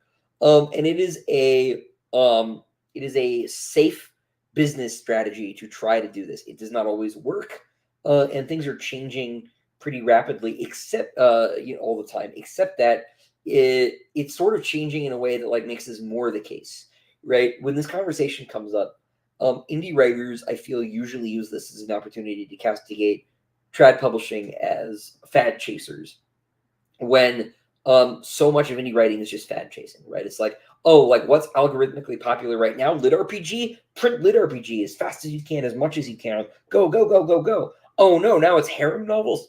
Quick, write porn.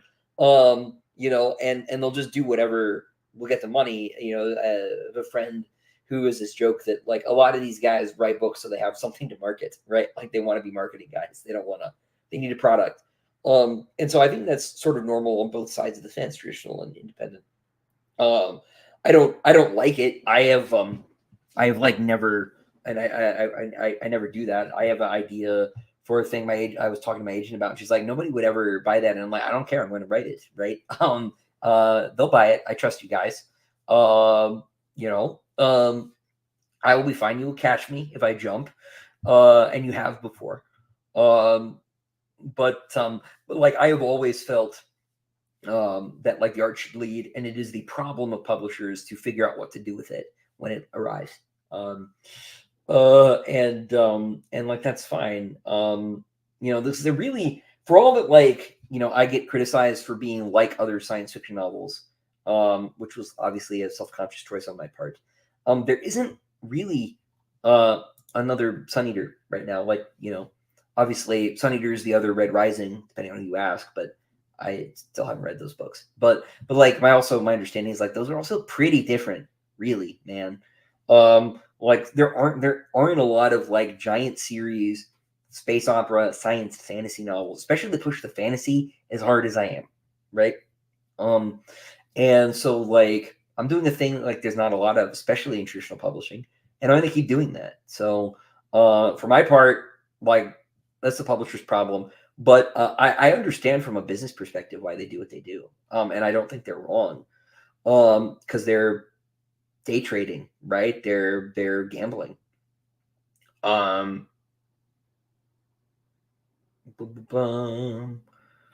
let's see. Brandon just finished Empire of Science a few hours ago. Getting Howling Dark tonight. Well, thank you. Hope you enjoy. Did Hector improve on his CLs? I'm sure that Hector learned a little bit better. Dun, dun, dun. Are those very unpious CLs and clans who skip the meeting still around? Read and find out. Is American cuisine still present in the galaxy? I'm sure somewhere. I'm sure somewhere. But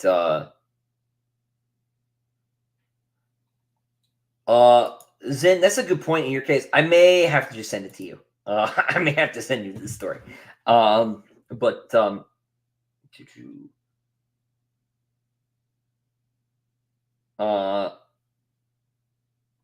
yeah, Gene Wolfe said almost any interesting work of art comes close to saying the opposite of what it really says.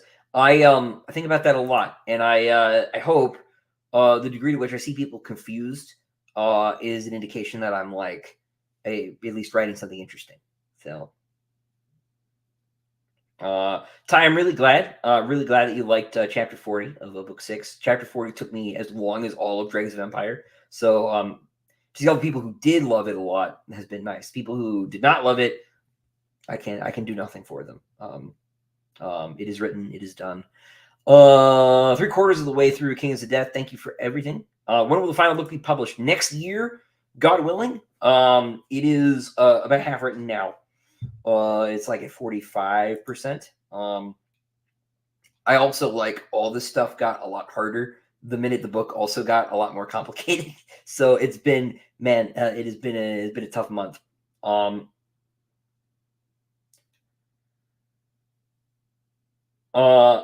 Cody, eventually Hadrian would have run into insoluble problems in dealing with the Sealson. There might have been a way that like a kind of armistice could have been obtained locally and in limited cases. But as far as like a global peace it's never going to be possible. I would also love more Crispin. It's just like there's like so much I want to do that getting around to it is hard. Um,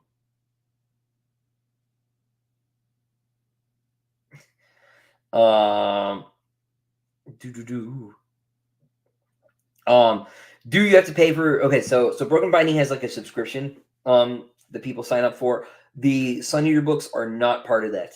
So you don't have to worry about the subscription. They will just be open sale. Is my understanding. If Patrick shows up, he will correct me.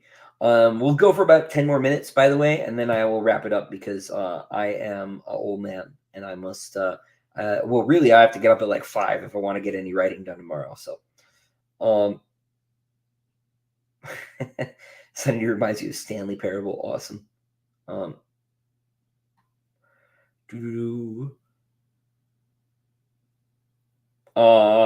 did I know Hadrian would have the family as now? From the beginning. From the beginning. That part was always been here.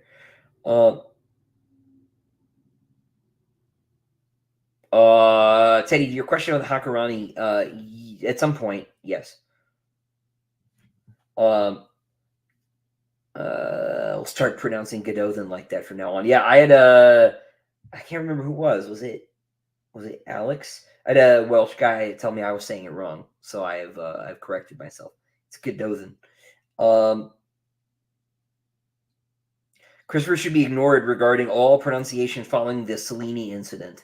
I have terrible news for you, Albert. I got into early access on Hades 2, and if you are going to play Hades 2, you're going to have to hear the correct pronunciation of Cellini. I'm sorry. No, it's Cellini or Selene. It is not Celine. It is Selene or Cellini. Is the Greek pronunciation. 3 syllables. I am pretty sure somewhere in one of the latter books it says 3 syllables, just to drive this point home to you all. It is in the text now. You cannot escape. It is Selene or Selene. Hermione, also a Greek name. It's not Hermy one. Let's see. To do.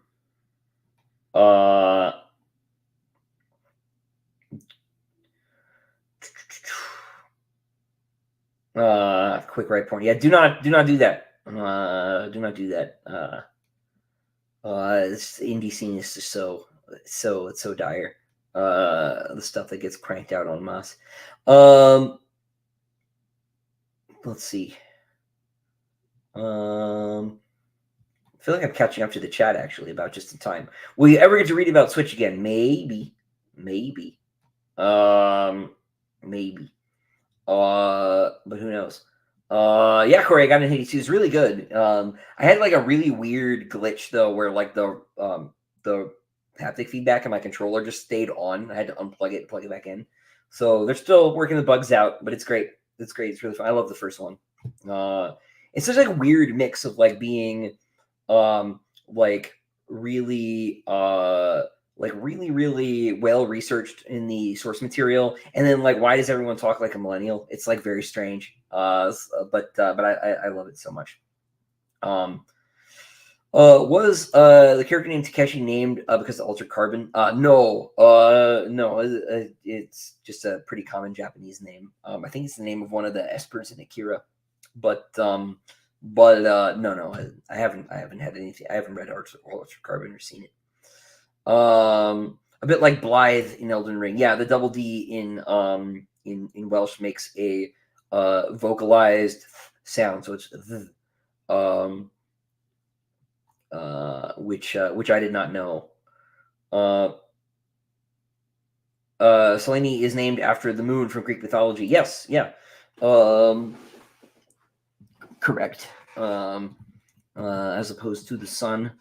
Her family being what it is. If I got to choose a composer for Sundew soundtrack, who would I pick? Well, I got Will, right? Do some music on the channel every now and then. But my guy Will aside, like given my druthers, probably like one of the big Japanese guys like Sakuraba or Uematsu or something. It's hard to choose between the two of them, but something like that. If a Switch thing is gonna happen, it'll probably be a short story. The truth is like I don't really have anything for you guys. I don't have a novella in me or anything. So, yeah, I might get to Altered Carbon eventually. I know James Purefoy is in the show, and I love that guy. Big Rome fan, me. Yeah. Oh, hey, Father Gabriel. Good to see you. But yeah, no. So we're closing on the 2-hour mark. If anybody's got, let's say I can do 2 more questions, and then and then we can wrap it up. But yeah, things have been things have been good. They've been very, very busy. Like I said, I should sort of close things out while I wait and see if another question comes in here. Remind everybody that Queen of the Ashes now has a hardcover. This is a proof, which is why it has this not for resale bar on it. But they are available now. I think the hardcovers take a minute to ship. This matches, by the way, the Dregs of Empire. Oops, that's upside down. So it's the same dimensions as everything. So, yeah. So, oh, that's an interesting question. Someone in Discord asked why there are no high matter Naginata type weapons. There like probably could be. I just haven't written any, but there's no reason you couldn't make them. How do I? Okay, there are two more questions, so I'll do these and then we'll wrap them up. How did I decide to use a Greek name instead of a Roman name, or decide to use a Greek or a Roman name? I usually click both boxes and then just see which one pops up that I feel fits better. Selene was picked for like more specific reasons. That wasn't a random choice. The moon versus the sun is just vague, right? Symbolic resonance there. That's useful. That's an easy name to explain. But that was chosen on purpose.